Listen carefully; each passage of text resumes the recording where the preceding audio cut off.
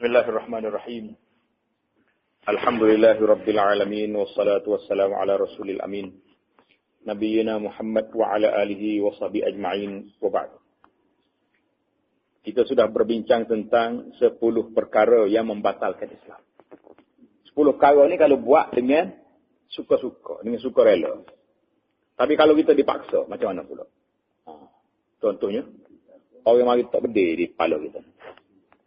Tak kata Tuhan ada 2, tembok. Jadi masa tu kita macam mana nak buat? Ini perbicaraan kita hari untuk itu. Masalah paksaan, sesungguhnya Allah Subhanahu wa taala tidak menerima keuzuran bagi seseorang itu untuk tunduk dan memberi kesetiaan kepada kekufuran, melainkan dalam satu keadaan sahaja. Jadi orang lain tak boleh. Kalau sekat agak-agak ya, ambo ni kalau ambo mempertahankan Islam ni, agak-agak ya. Oh ya kebuai kita, kau gabo-gabo, tak boleh nak agak lagi. Sekat gitu tak boleh. Hai, kita tak ada payah nak cari makan kau. Cik tu. Dia nak cara mana?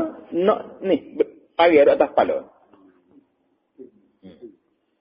Melainkan dalam satu keadaan saja, iaitu ketika menghadapi paksaan seperti yang dinyatakan oleh firman Allah Ta'ala, A'udzubillahi minasyaitonirrajim.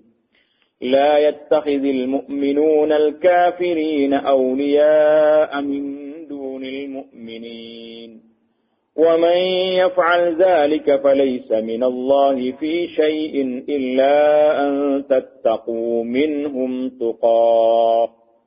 Surah Ali Imran ayat 28, maksudnya, janganlah orang-orang mukmin mengambil orang-orang kafir menjadi wali. Apa dia wali?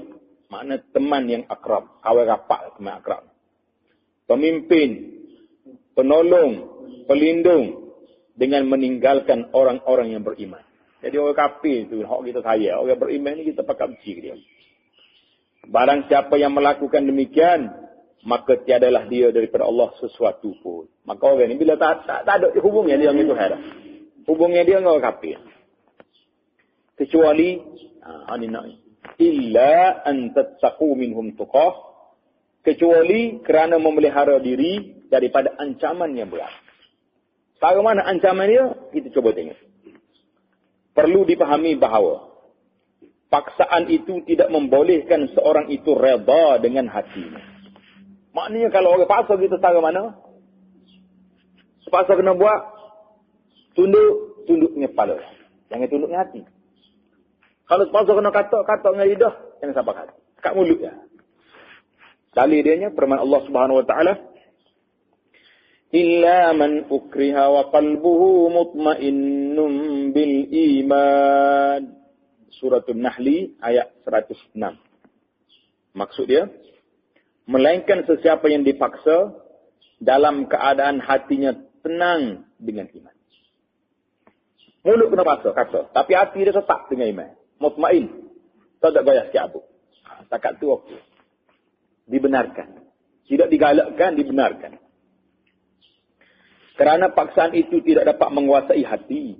Orang boleh paksa tubuh kita tunduk ke dia. Boleh tak? Boleh. Tapi hati, tak boleh. Kalau tidak, takkanlah timbul kes-kes di mahkamah yang memalukan kes. Malu tak malu? Malu. Kita jumpa kes ni. Berheret 5 orang anak. 5 orang anak heret mari. Apa-apa di mahkamah, mari dakwa kepada suami dia. Sayanya, nikah dengan dia ni, tidak nak kerja. Lepas tu 5 orang anak juga bekerja. Biasalah, dia menggodok dengan orang atas. Hati ya, duduk dengan orang lain. Orang dia mula, kau berapa. Tak ada. Belakang ni. Memang ada lagu ni. Ada. Dia duduk dengan lelaki dia tu, nak lari tak boleh muka bini orang. Pasal kena suruh diri. Boleh anuk-anuk lah. Tapi hati, tak. Tak pernah, hati saya tak pernah diterima dia. Anak kata kan. Itu hak contoh dunia. Tapi maknanya kita dengan Islam ni, orang tak boleh paksa hati kita. Dia boleh paksa otak, tubuh kita boleh paksa. Kamu mesti mari. Yelah kita takut. Kamu mesti kata. Tapi hati boleh kata. Boleh paksa. Mana orang boleh tahu dalam hati? Pasal itulah bila kita beriman dengan Allah SWT, macam mana kita nak tahu Dalam hati nak ada iman ke tak ada iman, macam mana nak tahu? Kita kena beramal dengan anggota. Kena semaya, tengok dia semaya ke tak?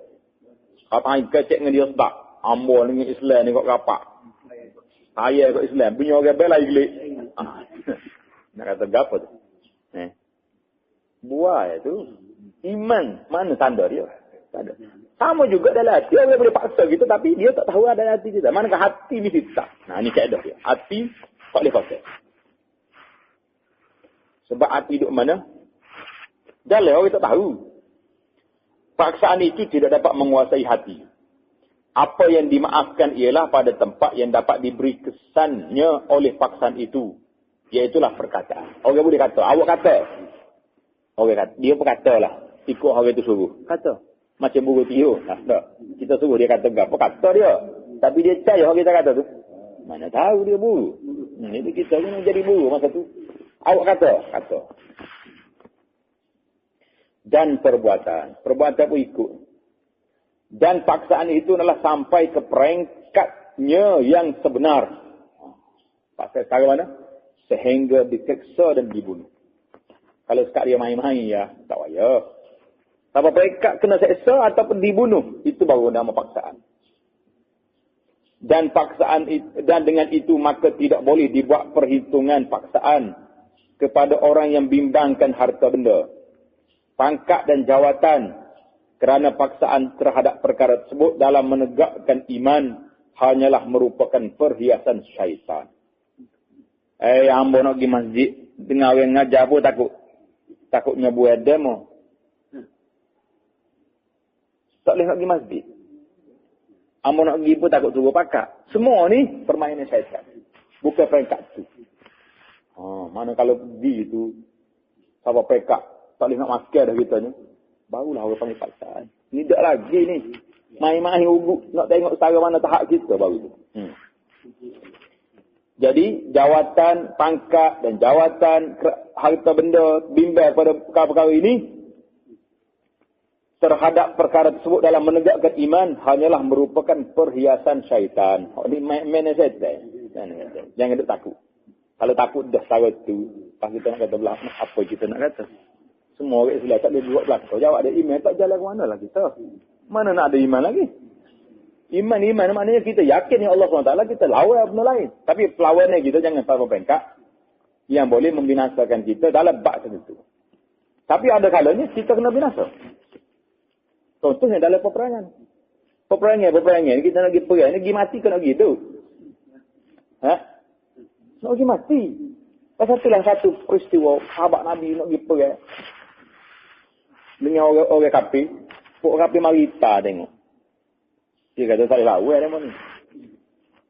Pokok kita mari perang nak hidup. Dia mari perang nak mati. Pasal mati syahid itu terlalu besar kelebihan dia. Kena kita balaknya pula mati syahid.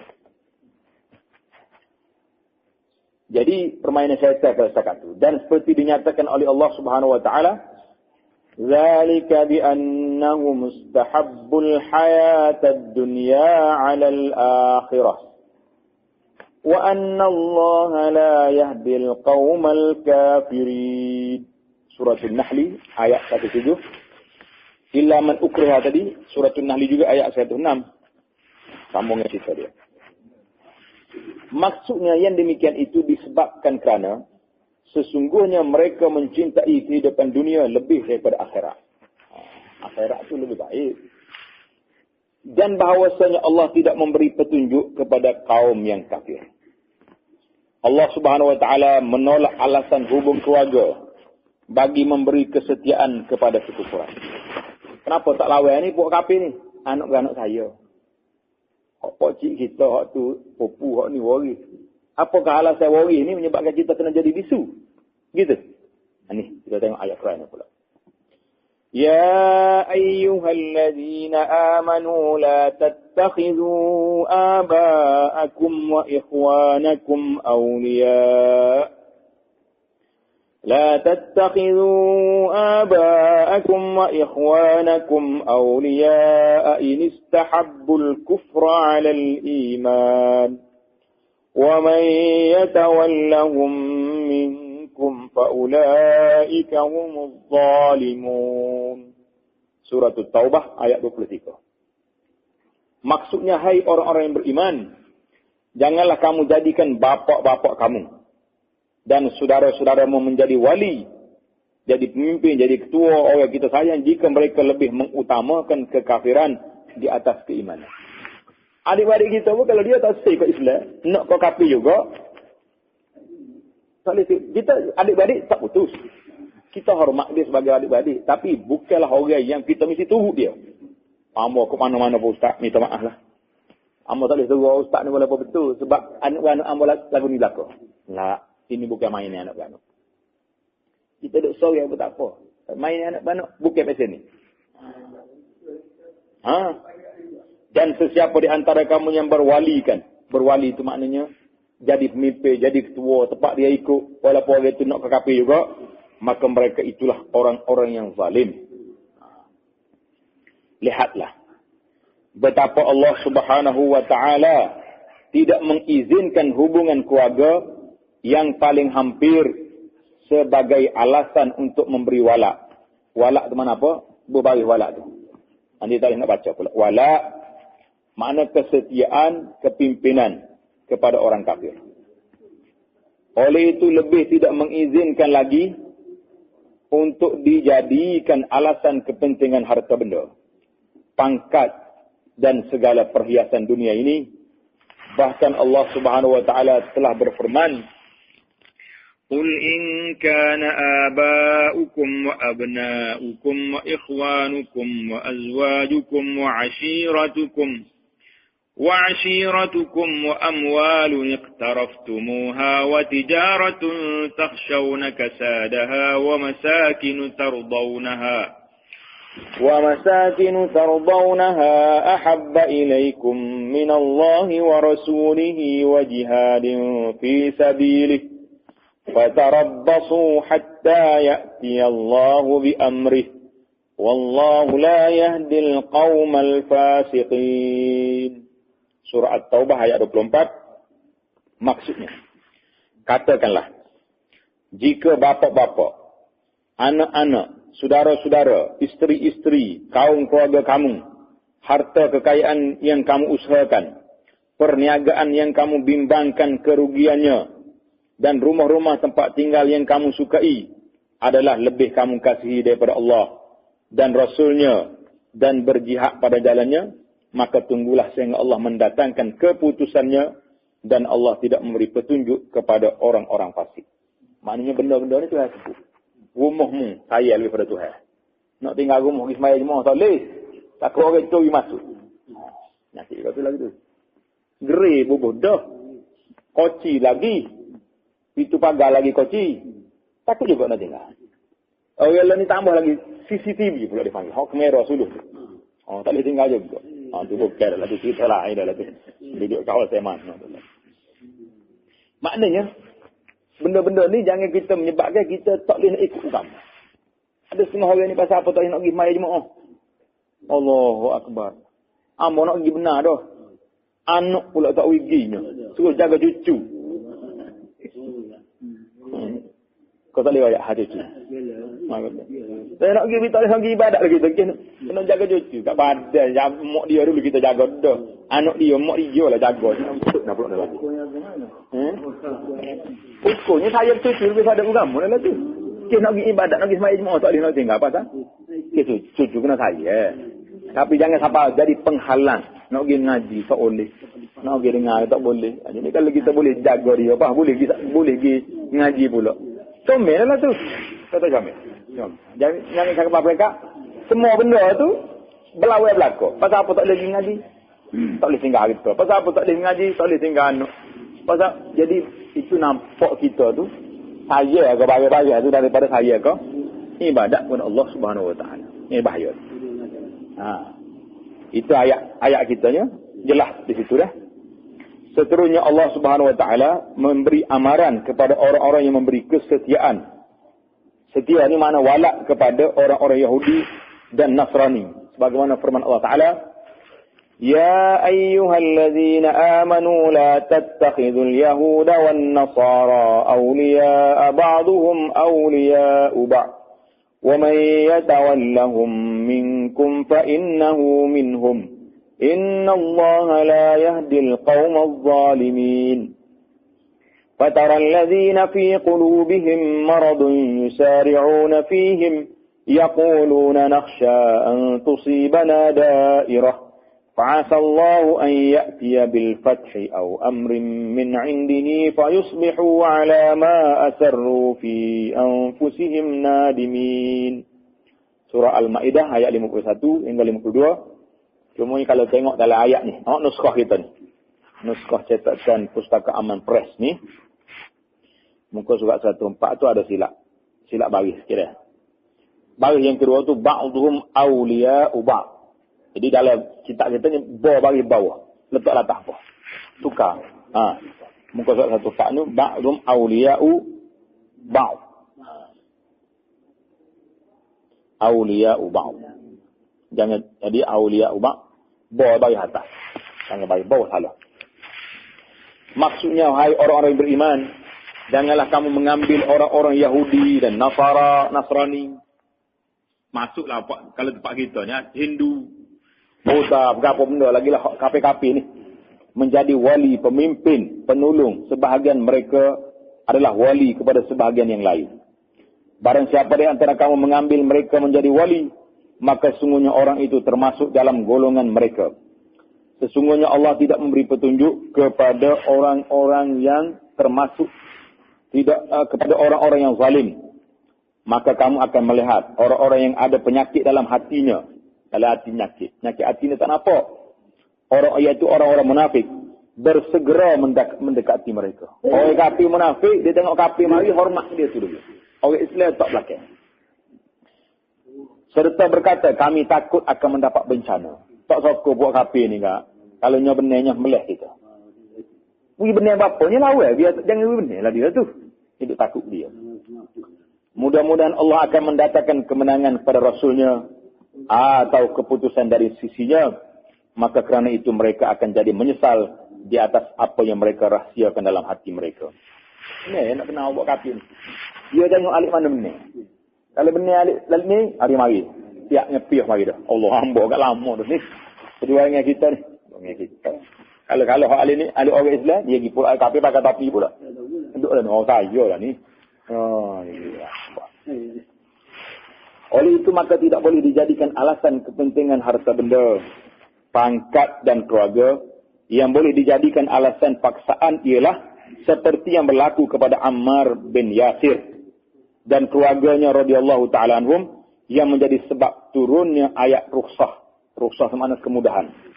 Dalam menghadapi paksaan dengan syarat hatinya tidak reda sekali-kali dengan kekufuran itu. Apabila tidak ada lagi paksaan, maka tidak ada lagi rukhsahnya.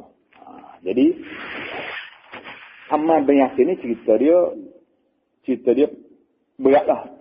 Keluarga dia ni memang kena seksa. Kena katok, kena seksa di Mekah. Waktu Nabi belum boleh metah lagi. Jadi bila dia paksa, dia pun kata. Kata jugalah. Orang kafir suruh kata syirik, dia buat syirik. Sudah dia kata, orang kafir lain gelik, ucap dia mari jumpa Rasulullah sallallahu alaihi wasallam Ammar. Ya Rasulullah, beratlah saya. Bunuh adalah saya. Teriak dia tegak. Nabi kata, gapo ya Ammar? Aku ceritamu ya Rasulullah. Kata tak molek ke Islam. Nabi tanya hatimu? Hatimu lagu mana? Hati tetap dengan Islam. Tapi berat doa nak seksa ni dia tak luar. Tak urut doanya tekan dia. Katok sungguh. Nabi kata, fa'in adu fa'ud. Kalau dia seksa mu lagi tu, dia suruh mu kata sampai dia lepas. Maknanya, bila hatimu tak. Jadi ayat pada tu ayat Quran tadi. Ayat illa man ukriha wa qalbuhu mutmainnun bil iman. Kecuali mereka yang dipaksa, hatinya tetap dengan iman, orang ni tak punah. Iman tak punah. Tapi sampai mereka Ammar ni kena katak semua tu dah. Berkata al-Imam al-Qurtubi. Imam Qurtubi ni ulama besar dalam bidang tafsir. Telah menjadi ijma' ulama bahawa orang yang dipaksa dengan kekufuran lalu dia memilih mati dibunuh adalah syahid. dan mendapat pahala yang lebih besar dan lebih baik daripada orang-orang yang menerima rukhsah. Maknanya kalau orang ni berani lawan, siapa dia kena bunuh, lebih baik. Tapi kalau orang dia tak buat lawan, dia ambil kelonggaran ni, kata dengan mulut, hati tak apa. Tapi hak syahid tu lebih kuat. Kita tengok setara mana kita, berani setara mana. Itulah yang berlaku kepada Ashabul Ukhdud. Ashabul Ukhdud ni, puak-puak gal kena gali parit. Sekapo dia gali parit, lubang, nyala api, mu tak ngaku berkapi, tak ngaku dia ni, tak, apa ni kapi dengan tu lah, selepar lah api. Tahu lah kau, berbung masuk. Tengok sama pekat seorang mocik tu duku anak. Nak tuju anak kecil. Anak dia kecil. Tujuh. Nah, anu ala haq, kita nak benar. Tujuh sekali kan. Jawab salah pilih, dia ada orang masuk syahid. Ashabul Ukhdud ni panjang, kena cerita lain pula. Jadi, itulah yang berlaku pada Ashabul Ukhdud yang disebut ceritanya dalam Al-Quran, dan itulah yang disabdakan oleh Rasulullah sallallahu alaihi wasallam mengikut riwayat Khabbab bin Al-Arat radhiyallahu taala anhu. Jadi kata Nabi sallallahu alaihi wasallam, hadis riwayat Bukhari, sesungguhnya adalah orang yang sebelum kamu ada yang ditanam hidup-hidup. Tanah hidup-hidup dan gergaji di atas kepalanya sehingga terbelah dua, dan ada kalanya dikupas dengan sikat besi. Sikat besi kayu muka dia mengenai daging dan tulang. Keadaan begitu tidaklah menggoyangkan pegangannya terhadap agama. Allahu Akbar. Ada orang dulu, dia pegangannya kuat, kena gaji atas kepala, ahad. Allah kata apa sudah dua.